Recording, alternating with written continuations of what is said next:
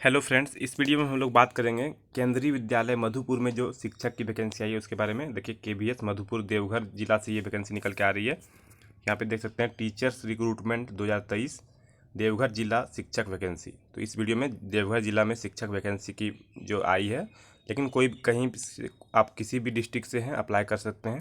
तो चलिए देखते हैं। वीडियो शुरू करने से पहले अगर आप हमारे Telegram group Jharkhand job notification में ज्वाइन नहीं हुए हैं तो जल्द से जल्द ज्वाइन कर लें, क्योंकि बहुत सारे जॉब इन्फॉर्मेशन के मैं वीडियो नहीं बना पाता हूं। तो टेलीग्राम ग्रुप के माध्यम से आप सभी को इन्फॉर्म कर दिया जाता है। और ये जो अभी मैं जिसका वीडियो बना रहा हूँ इसका भी नोटिफिकेशन पहले भेजा जा चुका है। मैं एक बार फिर से भेज दूँगा वीडियो अपलोड करने के बाद। तो चलिए देखते हैं क्या है पूरी ऑफिशियल नोटिफिकेशन। तो यहाँ पर देख सकते हैं केंद्रीय विद्यालय मधुपुर संविदा यानी कॉन्ट्रेक्चुअल और अंशकालिक शिक्षकों पूरी तरह से अस्थायी हेतु साक्षात्कार मतलब वॉक इन इंटरव्यू है फ्रेंड, उसी के माध्यम से आपका सिलेक्शन लिया जाएगा। केंद्रीय विद्यालय मधुपुर सत्र 2023-24 में अंशकालिक संविदा आधार पर शिक्षकों की सेवा लेने हेतु अंग्राकित पदों के लिए अंशकालिक संविदा शिक्षकों का पैनल बनाने हेतु निम्नलिखित कार्यक्रम के अनुसार साक्षात्कार आयोजित किया कर रहा है। तो देखिए किस किस पोस्ट पे वैकेंसी है। देखिए पद का नाम यहाँ पे स्नातकोत्तर शिक्षक यानी कि गणित मतलब पोस्ट ग्रेजुएट शिक्षक, पीजीटी शिक्षक की, तो जीव विज्ञान, भौतिक शास्त्र और हिंदी की सब्जेक्ट में है। और देखिए साक्षात्कार का स्थल कहाँ है, तो यहाँ पे आप लोग देखा होगा जैसे केंद्रीय विद्यालय मधुपुर ही है इसका साक्षात्कार का स्थल। तो यहाँ पे देखिए और डेट कब है, तो देखिए 22/3/2023 यानी 22 मार्च को रखा गया है। इसके बाद देखिए प्रशिक्षित स्नातक शिक्षक अंग्रेजी सब्जेक्ट का यानी कि टीजीटी ट्रेंड ग्रेजुएट टीचर, उसका भी देखिए साक्षात्कार केवीएस मतलब मधुपुर में ही होगा और 22 तारीख को ही है। इसके बाद देखिए स्पेशल एजुकेटर का जो है वो भी मतलब केंद्रीय विद्यालय मधुपुर में ही होगा, 22 तारीख को ही होगा। अब देखिए प्राइमरी टीचर पीआरटी टीचर की, देखिए प्राथमिक शिक्षक की, तो इसका 24 तारीख को वॉक इन इंटरव्यू होगा।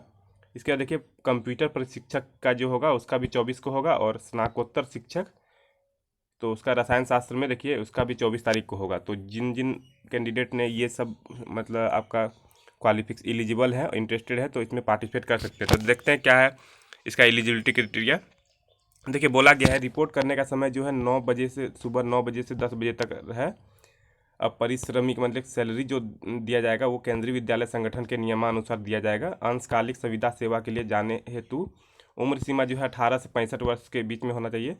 पात्रता साक्षात्कार के दिनांक के आधार पर निर्धारित की जाएगी। इच्छुक एवं पात्र अभ्यर्थी निर्धारित दिन एवं समय पर केंद्रीय विद्यालय मधुपुर में साक्षात्कार में भाग लेने के लिए उपस्थित हो सकते हैं।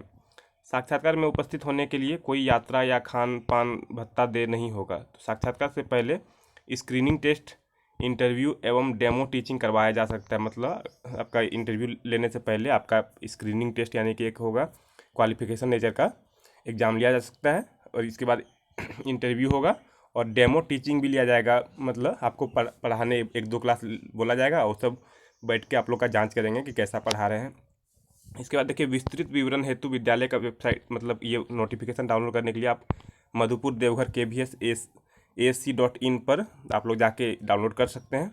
उम्मीदवार अपने साथ बायोडाटा, फोटो, प्रमाण पत्रों की मूल प्रति मतलब ओरिजिनल जितने भी सर्टिफिकेट ले जाएं, लेकिन आपको प्रमाण पत्रों की स्व हस्ताक्षरित प्रतिलिपि यानी जीरोक्स जमा करना हो सकता है, उसका जीरोक्स भी ले जाएं। उसमें सेल्फ अटेस्टेड कर लीजिएगा, खुद का साइन होना चाहिए उसमें। योग्यता संबंधित सभी विवरण और बायोडाटा फॉर्म विद्यालय की वेबसाइट में मिल जाएगा आपको। इसके बाद देखिए essential qualification for post graduate teacher यानी कि पीजीटी टीचर की, देखिए हिंदी, फिजिक्स, केमिस्ट्री और बायोलॉजी और मैथ का है। तो देखिए 2 year integrated post graduate MSc course of regional college of education of NCERT in the concern subject, मतलब जिस सब्जेक्ट में आप लोग का सिलेक्शन होना है उसमें, या फिर master degree from a recognised university with at least 50% in aggregate marks in aggregate होना चाहिए इन द जो सब्जेक्ट में आप लोग मतलब आप लोग का सिलेक्शन होगा। इसके बाद देखिए पीजीटी जो हिंदी का है वो देखिए subject at post graduate level में हिंदी या फिर संस्कृत होना चाहिए विथ हिंदी होना चाहिए या फिर संस्कृत होना चाहिए हिंदी में as one of the subject at graduate level. इसके बाद देखिए पीजीटी फिजिक्स में फिजिक्स होना चाहिए, electronics, applied physics, nuclear physics ये सब होना चाहिए। पीजीटी केमिस्ट्री में केमिस्ट्री या फिर बायो केमिस्ट्री होना चाहिए। पीजीटी मैथ में मैथमेटिक्स या फिर अप्लाइड मैथमेटिक्स होना चाहिए।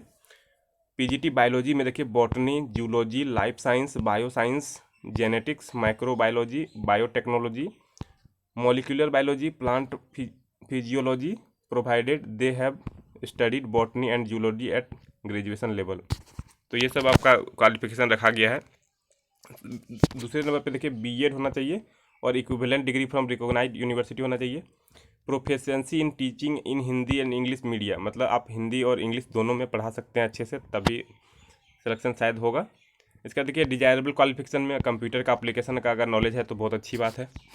इसके बाद देखिए essential qualification for trained graduate teacher यानी टीजीटी इंग्लिश टीचर के लिए, तो 4 year integrated degree course of regional college of education of NCERT in the concern subject with at least 50% marks in aggregate, या फिर bachelor's degree with at least 50% marks in the concern subject combination of subject and in aggregate.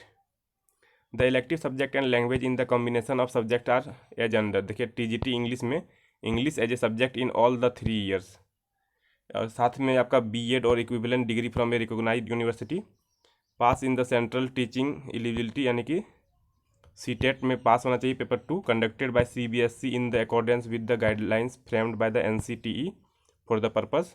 इसके बाद proficiency in teaching in English medium. Desirable जो है computer application का knowledge आना चाहिए आपको।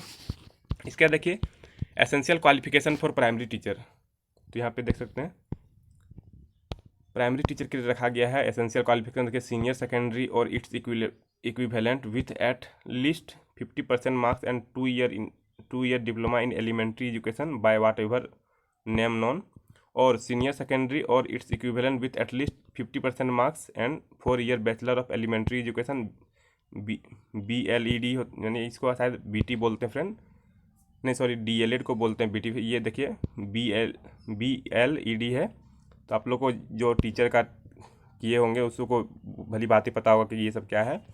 सीनियर सेकेंडरी और it's equivalent with at least 50% marks and 2 year diploma in education special education, और graduation with at least 50% marks and bachelor of education BEd होना चाहिए।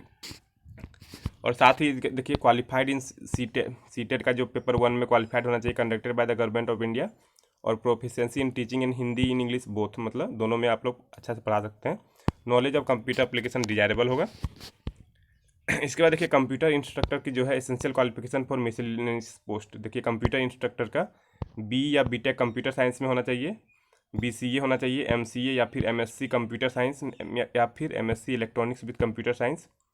तो ये सब आपका होना चाहिए फ्रेंड क्वालिफिकेशन। इसके बाद देखिए जो स्पेशल एजुकेटर का है उसमें देखिए एसेंशियल क्वालिफिकेशन क्या होना चाहिए। इसमें बहुत लंबी चौड़ी क्वालिफिकेशन रखी गई है, मतलब आप लोग कुछ भी इनमें से कोई भी एक किए हों तो आप लोग एलिजिबल हैं। स्पेशल एजुकेटर में देखिए ग्रेजुएट विद BEd होना चाहिए स्पेशल एजुकेशन में, और it's equivalent from RCI recognised institution and must be register with RCI, या फिर BEd होना चाहिए with 1 year diploma in special education, या फिर देखिए BEd होना चाहिए with 2 year diploma in special education. तो आप लोग स्क्रीनशॉट लेते जाइए इसका क्या क्या क्वालिफिकेशन रखा गया है। इसमें आप लोग देख देख के जो भी आपने किया होगा, तो अगर आपने किया होगा तो आप लोग एलिजिबल हैं इस पोस्ट के लिए।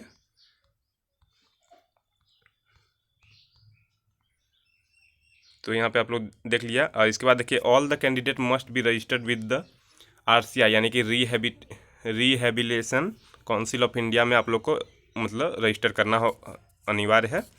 इसके बाद देखिए जॉब रोल जो होगा, जॉब रोल विद्यालय में अन्य शिक्षकों के सहयोग से दिव्यांग बच्चों का प्रभावी और अर्थपूर्ण समावेश, मतलब जो स्पेशल एजुकेटर का है शायद उसमें दिव्यांग बच्चों को पढ़ाया आपको जाना है तो आप लोग। और देखिए पारिश्रमिक जो सैलरी जो है वो केंद्रीय विद्यालय संगठन के मानकों के अनुसार दिया जाएगा आपको।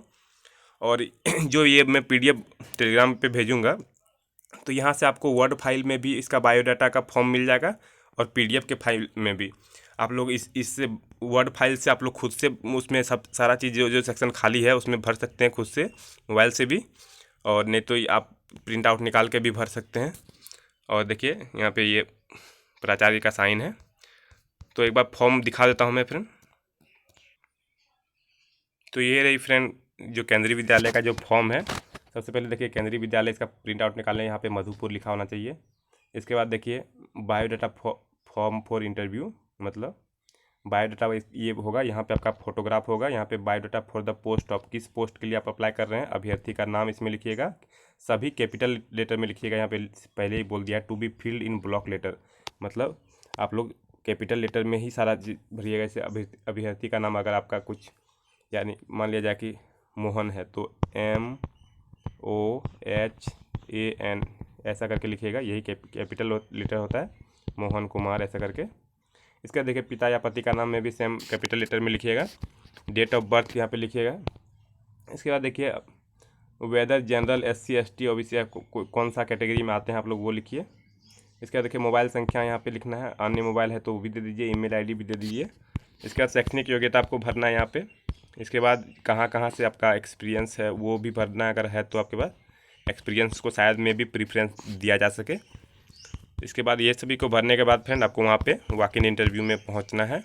9 से 10 बजे रिपोर्टिंग टाइम है, आप लोग देख लीजिएगा जिस तरह होगा, 22 और 24 को है। तो आई होप पूरी तरह से वीडियो समझ में आ गई होगी। Thank you for watching the video को अपने दोस्तों के साथ ज़रूर से ज़रूर शेयर करें जो इसके लिए एलिजिबल हो।